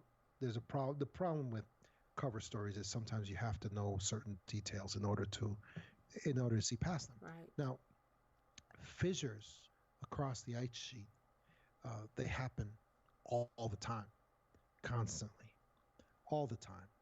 And you wouldn't know that unless you just have to go look at some stuff about Antarctica, and you can see that fissures, even the very long ones, they happen constantly all the time. That's why you're not supposed to walk around Antarctica without knowing what you're doing, because there's all kinds of crevasses Yes. and fissures, and even there can be fissures that are a mile long or 2 miles long, and if you don't know what you're doing, you can disappear real quick. Uh, and that's one of the reasons Antarctica is uninhabited, basically. So now the other Yes. problem with that cover story as to why they evacuated them is that they moved in, and again, I read this on several messages from people on the ground. They moved Yes. in soldiers, uh, army personnel, all kinds of army personnel, uh, in to the areas where the solar scientists had been. And so Hmm. the I yeah, read that so too. if it was really because there was a fissure that formed a danger to this scientific station, then why did they move the soldiers right into the scientific station where the scientists had been? And we've got people on the ground messaging, "Hey, this makes no sense. They're taking us out. We're all being shuttled away, but the soldiers are coming in and taking our place in the station. It makes no sense at all." When they're saying it's because of this fissure that's causing a danger. Well, yeah, it doesn't make sense. But here's what does make sense. There was something was happening that they didn't want the scientists to see. Now, why is that? Because Hmm. if you think about the nature, the knowledge of scientists, they probably have a lot of engineering knowledge as well. And so something was being, Lockheed Martin, something was being brought in by the military that some of the scientists may recognize and they may know what it is. And they didn't want that information getting out. And that's why they did this phony baloney evacuation, which made no sense. And also, and some of the messages that came out from people on the ground. And, I hope I'm not going to get people's phones taken away from them because, because You mean yeah, old because that John. that may be what this is leading to. Because some of the people on the ground indeed did verify that there were some major items of hardware. That's all they said. Massive hardware that was being brought in by the military as they were being ferried away. And so I think that was the real reason for the evacuation. There's just something that the scientists are going to recognize, and I don't know what that really could be. Maybe it's just something that is to punch holes in a tunnel. Maybe it's a nuclear. Well, that's what I was going to say. Perhaps just a hideous Right? drill. Yeah, Just could be. something massive. Could be a Or nuclear device. weaponry. Oh, who knows? They certainly wouldn't want anyone to know about a nuclear device if that's exactly the sort of thing a scientist would Well, recognize. yeah, but that would be raising the game stakes so Right. much higher were that to be the case because I'm assuming they were talking about were they talking about United Nations personnel? Were they talking about American Yeah. military personnel? No, they were Do just you know? saying these messages I was reading were American military personnel. Uh, that's what I was reading. But And yes, this is recent very recent. reporting too. But I'm sure that there's other militaries there as well. I'm sure that there are. Yeah, Oh well, of and course that there are. goes back to and yeah, you're right about this raises the stakes. Whatever they were bringing in probably raises the stakes, no matter what it was. But now you're seeing Right. exactly why Putin is visiting, and Trump will be visiting soon too, and so will the Chinese premier as well, the Chinese prime minister. He'll be visiting soon also, and that's the reason because the stakes keep going higher and higher on this as time goes on. And ultimately, I think they're going to ultimately do, well, they're going to try to do what basically I believe happened at Roswell, where they're going to just sanitize the alien Yes. visitor element out of the whole story somehow, whether they use the Nazi base story or not. They're going to sanitize the alien visitor element out of this whole situation. They're going to say, hey, we found some amazing technological advances, and then some limited material may be shared with the people, uh, with people in the nations. But the really important stuff, I believe they're going to try to, the global structure will try to keep for themselves, for a breakaway society or whatever, and stuff like manipulating time, stuff like anti-gravity, you know, things of that sort. I think they're going to make sure that they keep that to themselves. But they, Well, I sure hope somebody finds a warp drive down there. I have things I want to see while I'm still able to. yeah, well, But I do have something that I just thought of that I'd like to get your take yes, on. Two of the bravest men in American history were terrified by what they saw there, Admiral Byrd yes, and that's Buzz a good way of Aldrin. putting it. And those were not people who frightened Yes, easily. So it would have to give one pause when you contemplate, is this something that all the nuclear options, all of the military options on the planet would be able to contain if we ticked it off? right. And it's So maybe global warming isn't the only existential threat yeah, as we know it. and it's very possible there could be, there's been the rumors that this is a flash frozen civilization that they found down there. They found hybrid humans and alien visitor bodies down there, and it's very possible there's something alive. There's actually I've read that there is a functional alien device. I mean, there's so yeah, many yeah, stories out there. yeah, and I'm sure that there are, if there's one device, there's probably 10,000 devices, because, and they're probably all functional. They're probably all functional. Uh, one of the things that is an interesting thing, I'm not sure if I think it comes from Joseph P. Farrell and a few other great thinkers like that, but they said that the reason why the pyramids, whether you're talking about the pyramids of Giza or the pyramids at Antarctica, the reason why these things were built to last for thousands and thousands of years, unlike anything we build. Human society built stuff, it just lasts like a few hundred years, or even sooner than that, before it turns to dust. The reason why these megaliths were created to last for so long is because they are functional devices that will be reactivated in the near future. And they are either weapons or they're tools that do something very visible, very concrete. And in the future, in the very near future, we may see them reactivated and see what they really, really can do. And that will probably be something that could very likely be something interplanetary, not just restricted to the Earth. Well, because somebody had to have them put in alignment to be able to know what the reason was. I mean, there was a reason that all of these ancient sites Right. match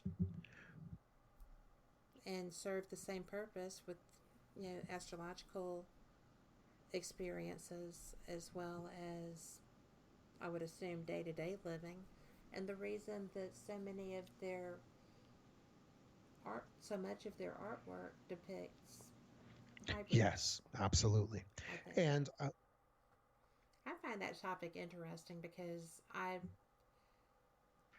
love the concept, right? That it's very arrogant to think that we're alone, but I do think that you know with the portals possibly being there, that's probably what we're looking at, or one of the absolutely. And possibilities. one of the rumors from the ground is that they are finding hybrid human bodies of humans that appear to be 10 feet tall, some with tails and different limbs and things like that. Mm-hmm. Look like experimentation type bodies. And in addition to bodies that are completely alien to us completely. So it'll be it'll be really something to see what finally comes out of this. But I do have good news for people on this, and that is that everything happens for a reason, and there's a reason why all these populist movements are happening right now at this moment when this has been discovered at Antarctica, because we Yes. have what I called wild cards like Putin and Trump and many other national leaders that are shortly are going to be in power very soon, who are exactly the type who will let out a lot of this technology to their people and to whoever. So it's I think it's very likely that we are going to get a lot of technology and it's going to be against global power structure resistance. But I think that we have some leaders that are going to buck the system and are going to make a lot of this technology, uh, even this techno magic type stuff, available to the people, Yeah. and maybe even at no cost whatsoever. And it may change everything in our lives. I think that's a very Do you think that we have? Do you really think that we have a Tesla in our midst that wants to share with everyone? it's very possible that it will happen to a large extent, because all of these all of these nationalist movements are really gathering steam all over the world, where the nations want to put their own people first, and they don't Yes. care what. And and it's not Yeah, just the UK and America. You're seeing right, that surge in France. You're right. seeing that surge in Germany. You're seeing that surge in Spain. Spain has always been a fairly Yeah, nationalist country, though. But you know, the globalization has not worked as well for the people who weren't in dire need of getting help from the rest of the world. yes, And those who have seen their resources drained are rebelling right. against that, I And think. the globalist power structure doesn't care. And if and I think if they have their way, they would keep every bit of technology away from us as far as they can. But I I agree. think they're going to be frustrated on this in a lot of ways. I think they're not going to get their way because there's just too many wild cards involved in this, and a lot of this stuff, it's going to be let out. It's going to be let out, and we will be able to use it. So who knows? Who knows? We I have I have asked your opinion on this, and I'm going to ask relevant to someone else, not the person we spoke of before. Is Putin epic? is he? I don't believe so.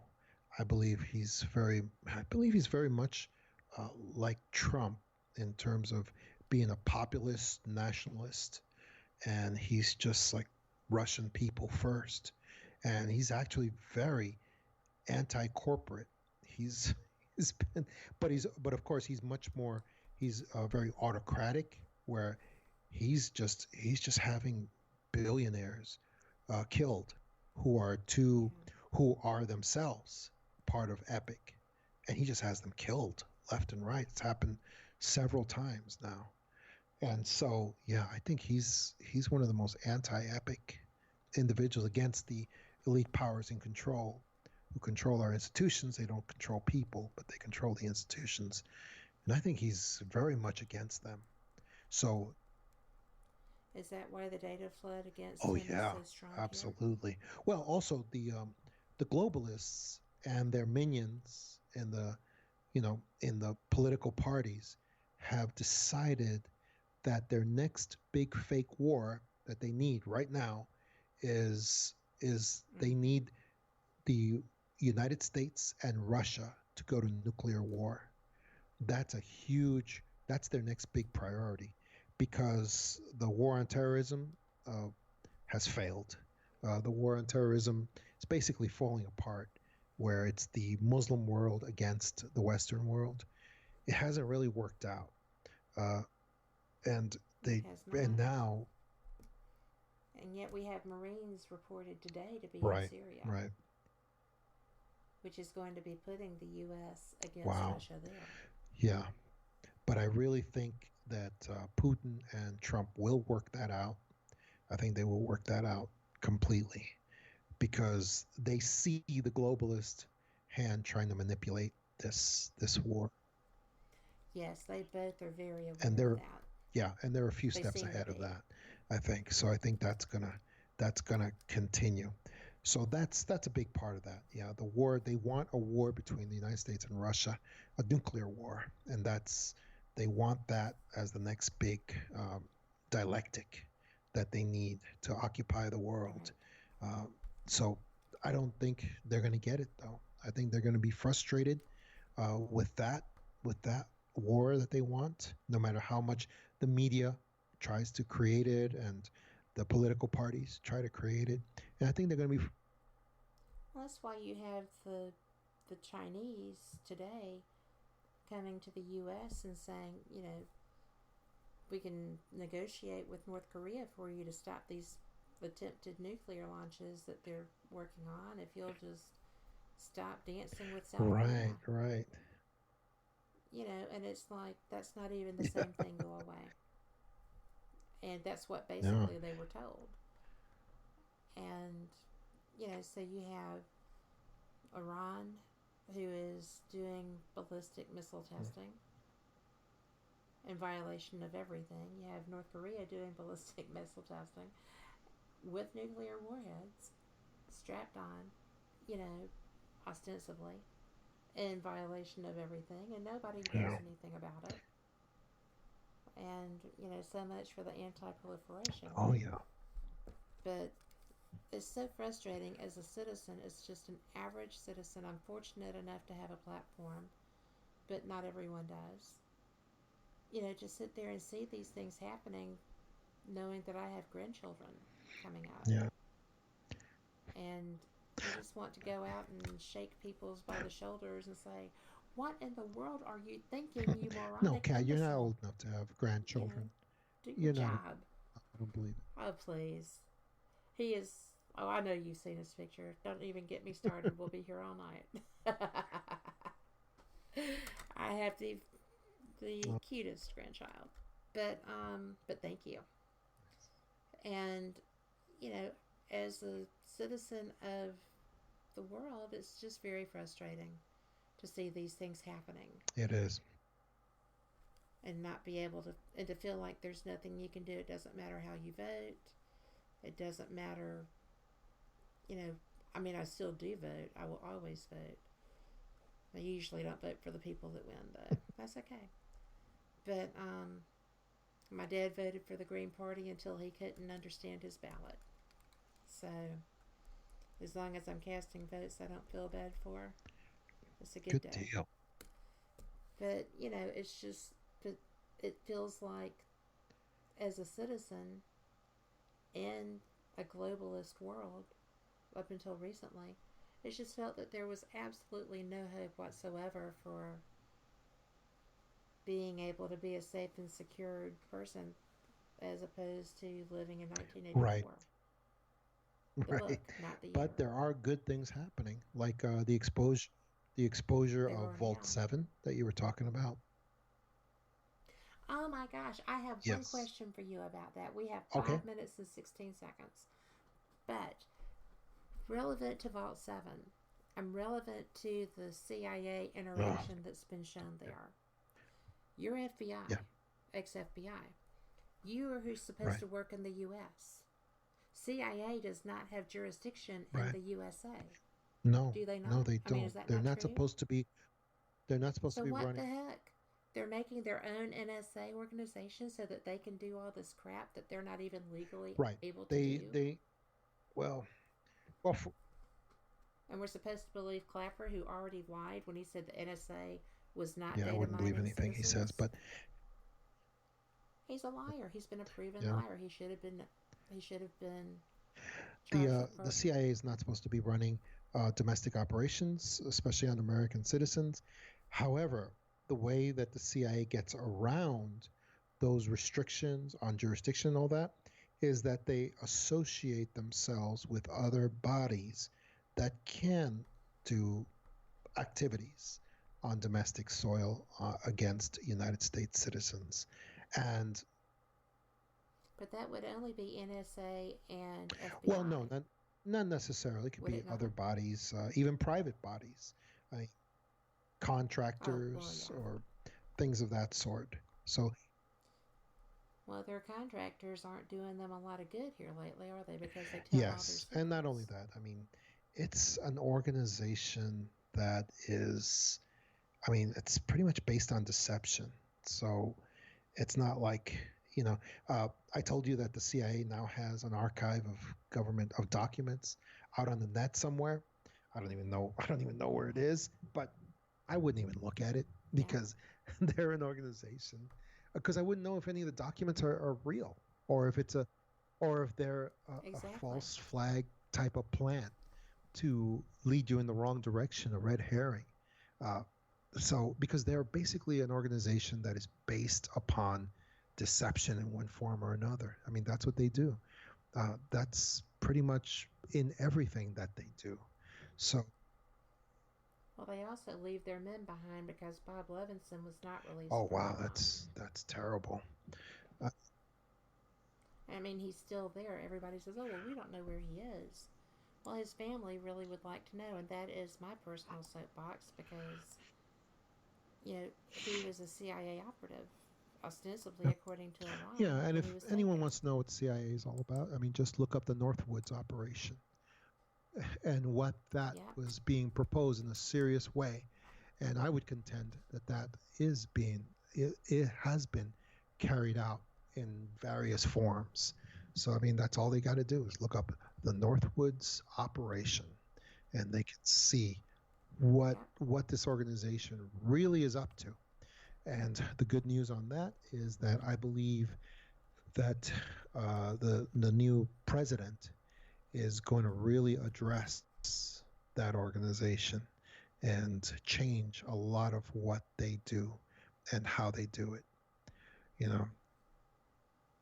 Well, I believe they've crossed one too many line with that Oh with yeah, that person. exactly. You know, they say that, and they say this in a lot of different organizations. They say that there's a core group of uh, lifetime employees at the CIA who are called the cabal, and that they Yes. work for the globalist power structure, have no loyalty to the United States whatsoever or to any other nation. They work directly with the globalists, the global power structure, and they answer to them. And that they work on destroying anyone who is against the global power structure. And I believe that that's quite true because you can see it in the results of the things that are happening, you know. And Well, we can see it in the disinformation put out. Everybody says yes, everything, then there's no and then it all gets yeah, and it all gets traced outcome. back to like a single CIA report that nobody will stand up for. And it's so yeah, I Yeah, believe there's a lot of stuff, a lot of truth in the stories of the cabal that exists. And certainly yeah, and appears so. it's really scary stuff. And I think that It is. Vault 7 is going to be revealing a lot of the stuff that is a weaponized national security structure. There's weaponized CIA that's weaponized against American people. And Yes. Well, it obviously is going to, it is revealing that. But you know what? That's going to have to be another show. We are out of time. I have had such a wonderful me time too. discussing this with you. Thank you for coming on because Antarctica has just been, it's a fascinating study in disinformation and propaganda, quite frankly. And I'm so excited to find out what it actually is, as if they're going to tell anyone. And I hope it's not something that is going to truly be evil itself. Yeah, hopefully not, but we'll find out Yeah. soon. As a pretty brave man who said it Yeah, was, yeah. though. But we'll find out. And you know what? That just comes with knowing that you have to deal with That's right. whatever it But is, brace right? yourself for the cover stories, though, because Oh, the they're big already ones are coming. starting. The big ones. Well, an adventure vacation spot was pretty good. But we are going to have to say goodnight, John. Thank you so much for joining me again. I love when we actually get a chance to have time to have these Thank you. conversations. I know that you've got a book out that everybody wants to talk to you about. You've got all this other information. And the website is John tamabooks.com. Am I right? JohnTamaBooks.com. And John yes, and Tama my book Books. is Thank The you. Power Investigators and also The Extra Dimensionals. Which is amazing. Both of these books, if you haven't read them yet, what are you waiting for? Go get it. It's on Amazon. The titles are both on my Facebook page, which is Paranormal Experience with Kat Hobson. You go get those books. They will really alter how you look at some things. They're terrific. And I do need to let you know that next week's guest is going to be Pam Berry. She is from Gettysburg. She is also the Female Paranormal Investigator of the Year. And she is the second part of the Gettysburg Ghost Exchange, and a fascinating woman. You're going to love hearing her. Thank you so much, and same cat time, same cat channel. And we appreciate your patience, and I hope you enjoyed this podcast. Let me know. John, Thank you, thanks Kat. It's been again. awesome. I think so too. And good night, y'all.